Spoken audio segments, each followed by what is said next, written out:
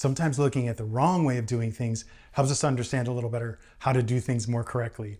So let's take some time now and look at some bad bass lines. Welcome to Learn Jazz Bass with Matt Rybicki. I'm glad that you're here. Check for a link below for PDF for the topics we're talking about today.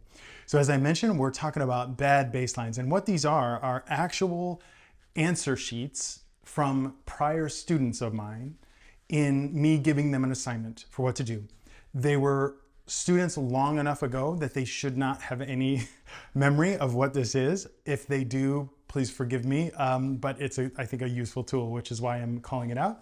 And they're very understandable, quote unquote, mistakes. And I put the quote unquote mistakes in there because there are many times when things don't make sense logically, analytically, that do make sense musically. That said, I think examining some little snippets of bass lines here and some choices that were maybe good, not so good, will help us. So the first thing I have here is, again, a bass line that was chosen, written out by a student of mine on rhythm changes. And I wanted to take a second, let's play it first exactly as they wrote it and then talk about it. 2, 3, 4.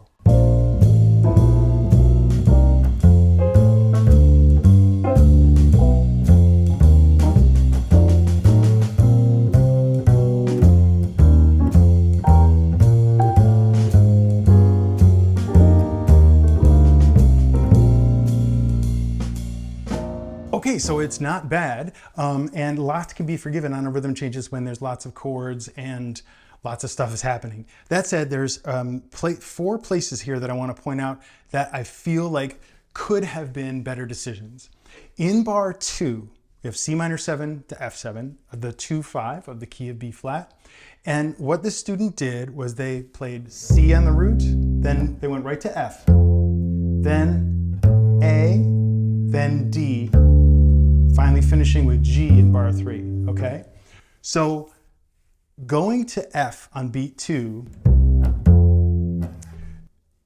immediately implies that that whole measure is F7, which is fine. That's fine. That's why I put sort of a little sort of caution symbol there. It's just bring attention to it. But where it gets, and then that F is followed by an A natural, which even more implies F and F major triad. That is the exact notes of F major triad, C, F, A, right? Then the next note though is D, okay? Now we're really confusing the harmony there. We didn't play 2 full beats of C minor that really stuck to C minor, although F is acceptable for a couple of reasons. We played A on the downbeat of F7, a third on the downbeat is fine, but then we played to 6 on beat 4, D natural. So that in and of itself, outside, without any context, actually sounds good, doesn't it?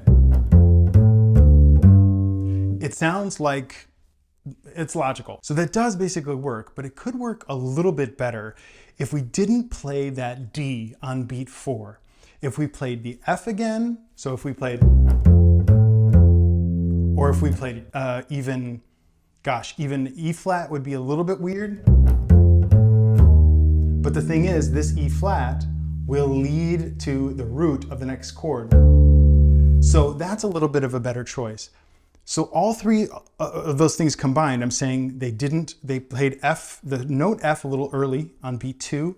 They played the 3rd where F is, which is, again, totally fine. Then they didn't play any kind of 7 at all, or the root for beat 4. Those 3 things combined confuse the rhythm of the line, especially when the very first bar, that is an extremely common thing to do on rhythm changes, or a 1-6-2 fast 1-6-2-5 like this. So you're obfuscating what the harmony is. So that's further complicated by what happens in bar 3. What happens in bar 3 is not wrong. Here I put just like eyes, like take a look at this, pay attention, because what he does is put G on the downbeat, then D. So those 4 notes spell out a G7 chord. So he could have been, I don't know if it was intentional, but that implies just G7 for the entire bar, which is fine. So bringing your attention to that. One thing that is a little bit less than maybe ideal, depending on context, is the leaps in between the notes, in between B natural to F. That's a tritone. So he goes G, D, B. It works, don't get me wrong, but again, it's coming from confusion before that too. So from the beginning,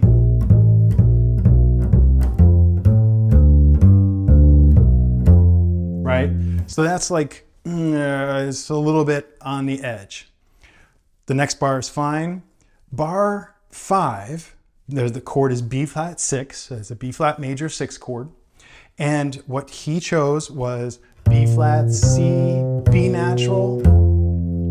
Cool sound by itself.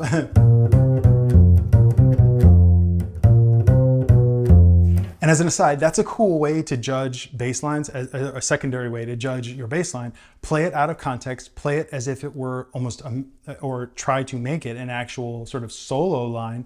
Does it make sense as a melody? And that's not bad as a melody, necessarily. It's got a very definitive sound. But again, that leap from B natural to F, this tritone, has to be taken with extreme care to understand how to continue from there, because it leaps out as a moment that our ears pay attention to because of that big leap in the line. Now, the next example, there's two sort of from the same tune called Like Someone in Love. This is a particularly, to me, challenging line to make sound good because of the bass movement in it. So here's 2 4-bar examples from this same student. And there's a couple places here that things are a little weird. So let's take a listen to the first example that he did along with the chords. 3, 4.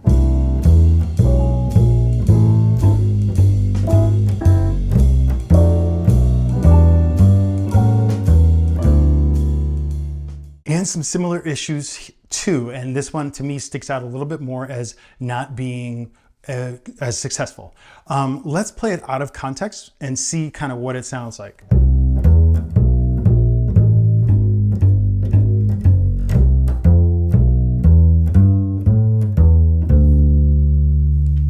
One more time.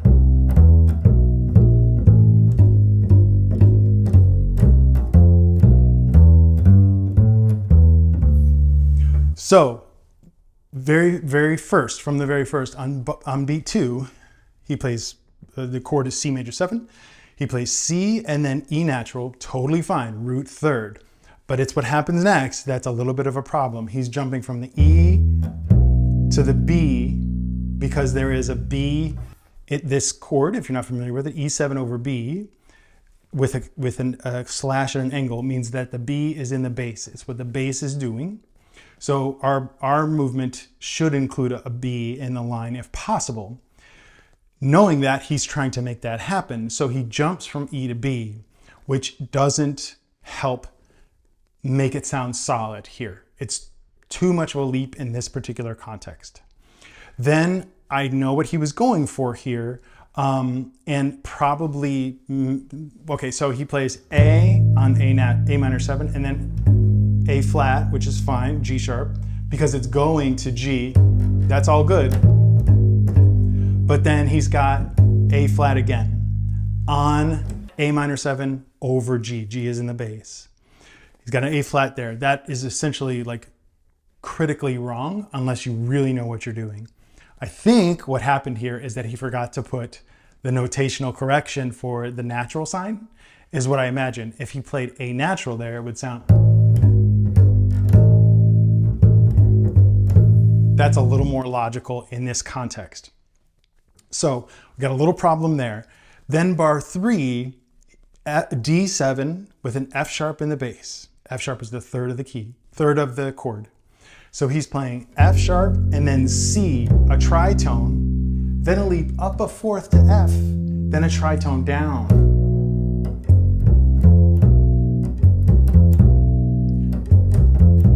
Again, given certain context, not a bad line. It depends on the context. Here, in playing a jazz standard in a traditional functional walking bass line, that is too choppy, and the intervals don't sound good. The intervals don't sound good by themselves necessarily. They definitely don't sound good in context.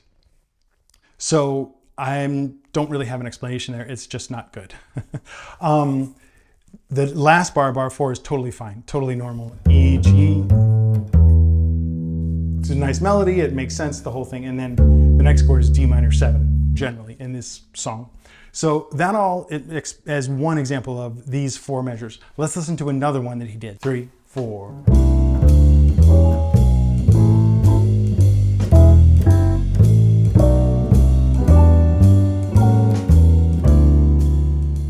So we definitely have some improvements in these particular 4 bars, but there's still a couple of watch out places. So he starts root on C major, root, 2nd degree to E, even though it's got B in the bass. Here, it makes more sense to jump from E to B, first bar. That completely is that's better to my ears, I'll say it that way, because you have established the E as the downbeat, and so going to B there on beat 4 makes more sense, even though we're supposed to be playing a B in the bass on beat 3. So this is a nice way around that I like and makes sense. And then that leads logically to bar 2, bar 1, and then a whole step down to A natural. And then this descending thing again, A flat to G in the bass with A minor 7 on top, and then choosing E, which is the 5th of A minor. It's a clever way out when you're down in this low area and you're kind of running out of space. That's a clever choice. I like that. Then he plays F sharp on the downbeat, the next one, F sharp. Now, A is the 5th of D7. I like it because it's the closest note that is a chord tone from F sharp. A. He could play F, C like he did. He could play F to D. That would be okay as well. But that just sounds tighter, closer, more logical from where he's coming from. But then once again, he plays B natural on the downbeat of F7. So he's playing the flat 5 or sharp 4 on the downbeat of F7, B to C. C is the 5th of F. So that, what chord could that possibly be? It could be a ton of chords, but 2 notes doesn't help you much. But still, it's just like, again, a cool sounding like rock line by itself, but doesn't really functionally make sense in this particular context. Last bar is the same as the first, so that made some sense. So for the next example, I've got 2 courses of a blues in G from a student of mine, once again, a different student. And the direction here was to just use triads of the chords that occur in a blues. Only choose from the 3 notes of a chord and its octave. And that's a tricky thing because we want to try to keep things sounding musical, but we also don't want to, or want to avoid too many unnecessarily large leaps if at all possible, and a lot of sort of jumping up and down. So if you follow that direction very, very carefully, it actually ends up sounding very robotic, but it was an exercise. It wasn't meant to be an improvised line. But I wanted to point out some things that I felt like could have been done even better. So let's hear these 2 choruses of a blues in G from my other student. 2, 3.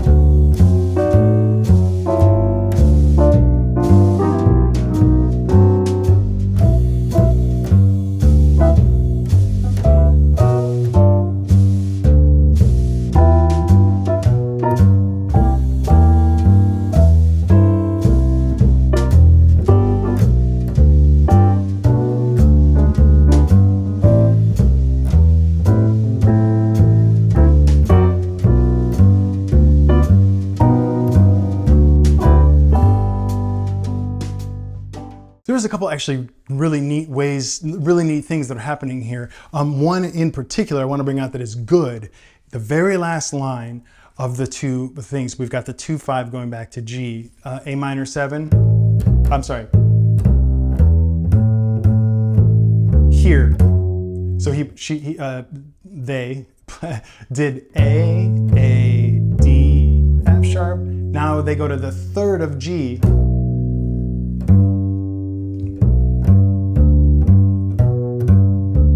I really like that choice. It sounds like they're implying a 3-6-2-5. They're implying more chords there. But there are a couple mistakes in here that I think are worth pointing out.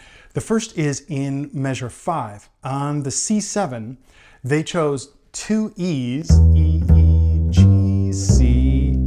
And that's not wrong over C7. It's not wrong. But where it's coming from, let's go to the bar before. So bar 4, G, D, B, G, E, E, G. Again, by itself, not an ugly melody, but this leap from G to E. This major 6, that's a really big leap that, again, we have to be extremely careful of how we use it. The fact that they repeat that note twice, E, E, is like, it even adds insult to injury. So E being the 3rd on the downbeat is fine. But the fact it's coming from this low G and that they repeat it doesn't really succeed quite how we would like. I do like the rest of this line, except for another repetition. So let me play from the beginning of this second system, which is the C7, bar 5.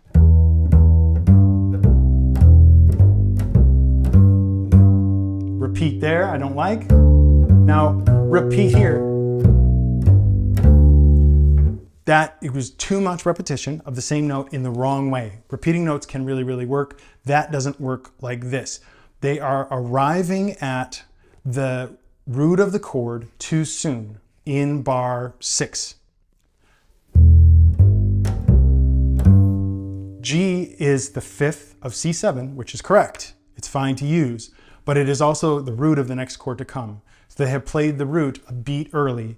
And so to correct themselves, they played the root again. We can get away with it sometimes, but now they do the same idea in the next bar. They play G, D, G, B, B again. And to add insult to injury, jump down from there. Going down an octave is okay in certain circumstances, but here, where you repeat this note, which is not the root, in sort of a weird place, you have it go over the bar line, and then you leap down from it, it just sticks out as being awkward, is essentially what it is. If we go to measure 11, it's the same idea. Where is this note coming from? If I go from measure 9, A minor 7, F sharp, and now the next note they chose was this. They jumped down a major 7th. Much better to go F sharp, G, a half step up, not a major 7th down. So that jumps out as being unclear. The same idea applies at the end of this bar. So let me start from the F sharp to G. That's the downbeat, D, beat 2, B, beat 3, and then root again, fine on beat 4, but now they made a jump down to B, this big leap. It's okay in certain instances, but here where it doesn't precede or follow with logic, it sticks out unfairly. The end of bar 12 as well, we're in bar 12 now, B, B, G, G. That octave jump is okay, except where is this G going? They leap to a B on the next line, which is okay, totally fine. This is more of a minor thing. When we are establishing the top of a form again, I just want to be really careful that there is a root on that downbeat. Essentially, I'm saying, like, if you really stick to one rule of putting a root on a downbeat, make it be at the beginning of a section or the beginning of the form at least. And so it's not wrong, but again, they repeated this B twice. So it's like, what is the harmony supposed to be there if they abandon the note G until beat 3? So B, B, G, D, B, G, D. There's another leap that isn't fantastic. D to B is, again, a sixth, bit too big of a leap unless you really know what you're doing and are very, very purposeful. Because, again, where it goes to, it jumps down to the G. Again, not great, not a great thing there. Again, I'm not putting this person down. This is a beginning student, so don't get me wrong. I don't expect anything different. I'm just pointing it out. Lastly, if we go to that last bar again, the last system, I'm sorry, the last 2-5 to G, it's, if we go, I'm sorry, let me back up. If we play bars 5, 6, 7, and 8 to 9, okay, so this is G7 going to the 2 minor, the A minor 7. So G, G, and now A. So they jumped from the open G to the open A. Again, a huge leap that isn't necessary. They can go from open G to this A, much smoother sounding as opposed to, unless you know exactly what you're doing. And then a similar thing applies in the ending of this bar. Even though I said I liked this, what they do in this measure that makes it sound like a 3-6-2-5. Again, this repetition and jumping of octaves makes it sound a little awkward. So starting from this last system again, A, C, E, repeat the A on D7, and then, so we're repeating the A, which is the 5th to D7, and then we drop down an octave and play the A again on B2 on a D7. That really obfuscates the harmony there. It can work. It can work if you know what you're doing. This isn't horrible, but it's something to pay attention to. And here in this next example, it's another homework submission from the same student that we were talking about with the blues. And we're doing now the ballad Embraceable You.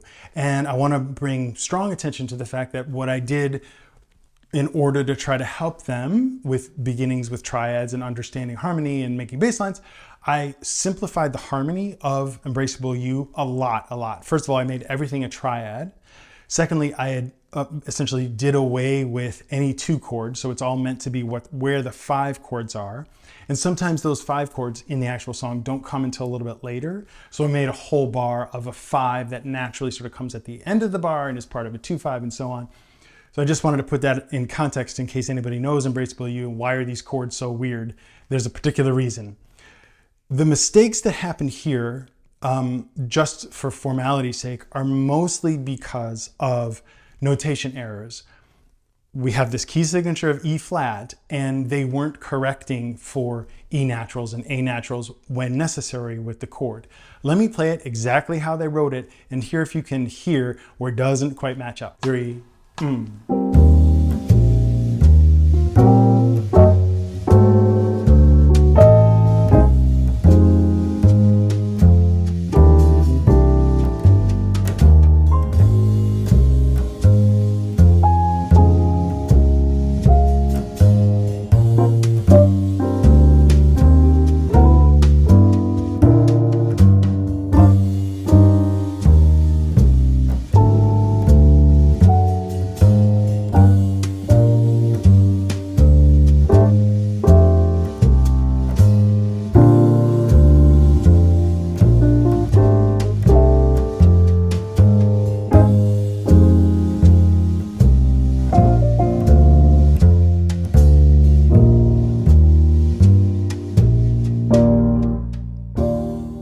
So as I said, most of this is notational error, but boy, some of those things really rub in a really ugly way, partially because they're meant to be just triads, so we're supposed to be really hearing the DNA of a chord sound, and it is very much not working. I don't know if the student at the time really understood what they were doing wrong. Of course, I pointed it out and made corrections. So yes, it was a notational error, but I don't know if they actually understood why conceptually it was wrong. We continue to talk about it over time. But it really goes to show, if we are trying to play in this traditional way of supporting the harmony and reinforcing what the harmony is supposed to be, we have to be very careful with respecting, or at least taking into account, the thirds and sevenths of chords, and the root, of course, the thirds and sevenths, and any other important alterations like a flat 5 or a sharp 5 to define the sound of the chord. If we consistently make mistakes on that, it's not going to sound like we're playing the song. That's the kind of thing that even intermediate musicians will be able to tell. Something's off there when you're consistently not playing a major third when a major third is occurring and you're playing a minor third instead. So as I say, most of those are those kinds of mistakes, including having this low E flat in the key signature, which I can't play unless I tune down. There's a couple of the places again that have to do with leaps and where it's coming and going. In bar 5, the chord is F minor. They're supposed to play an F minor triad, so they start with A flat, the third, the flat third, C is the fifth, and then from C they jump to A flat. So again, this leap of a sixth is too much without knowing what you're doing. And then they finally get to F on beat 4, the root of the chord. I often advise for beginning students, if you are going to play a non-root downbeat, if you're going to play a note that is not the root on the downbeat, try to arrive at the note maximum by beat 3. Try to arrive at the root at the maximum length of beat 3. Try to get it in beat 2 if you can and it makes sense. So the fact that the F doesn't occur until beat 4, here in where the harmony has changed very clearly from what was before, really obscures this sound. To add insult to injury, they play F again in the next bar, which is on a D flat major 7. F is the third of D flat major 7. That's a fine note, but that you are repeating F from beat 4 before and playing it again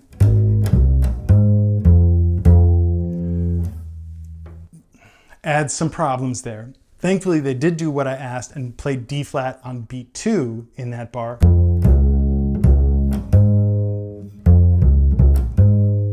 That leap of a fifth is questionable from D flat to A flat, but I get the sound of D flat much more quickly and easily there. I want to point out one thing I like very much, which is that in bars 7 and 8, okay, bar 7 goes,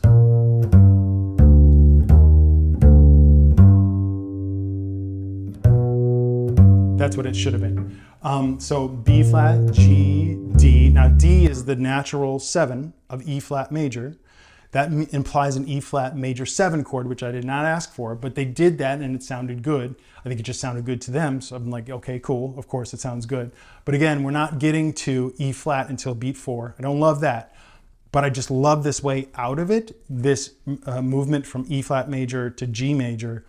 They play D on the downbeat of G major. So they're staying close to where they were, even though they made a mistake. It was kind of a way to get out of the corner that they painted themselves into. So again, these last 2 bars. And then D, G. Now they get the root on beat 2, which is good. But because of this notational mistake, they've got a B flat where there should be a B natural. So it should sound like,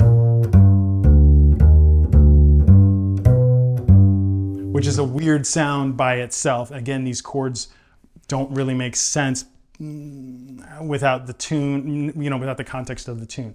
That said, that's a little bit of a weird moment. Also in 8, 9, 10, in bar 10, there's a mistake there, though, that can absolutely work. I know what they intended to do. They intended to play on D major triad. They intended to play A, the 5th on the downbeat, D, the root, 3rd, 5. That's what they intended. They wrote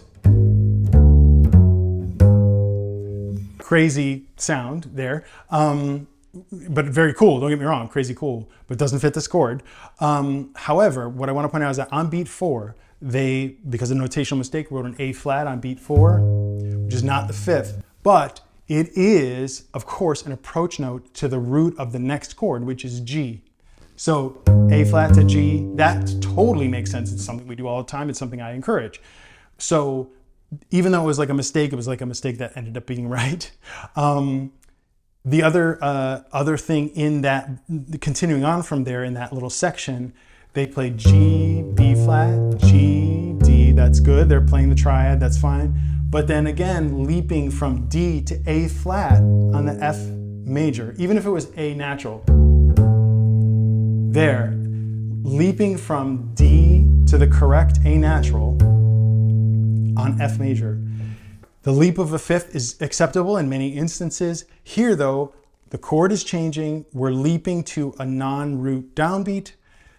In the context of all these other mistakes that are happening, it just makes it continue to sound wrong. I'm gonna play these two bars with the right notes instead of their incorrect notation. It would have been G, B.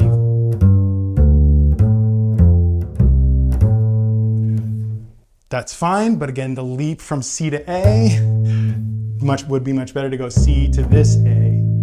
So being very careful about leaps is important. The next system is, just these were again notational problems there. And then we have another leap issue in the very last bar of her example.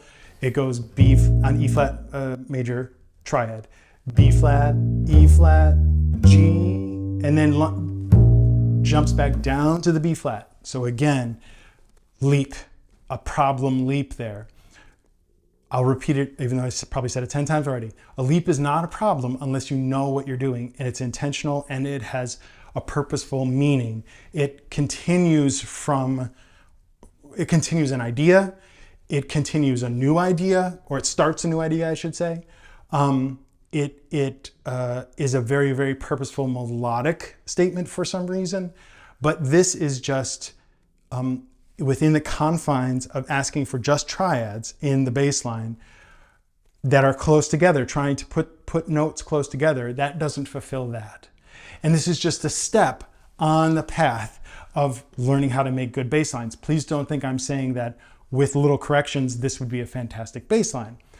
It is an exercise, but again, the idea is to show you some examples of where things don't work in the hope of giving you a little bit of a different perspective on how things might work for you.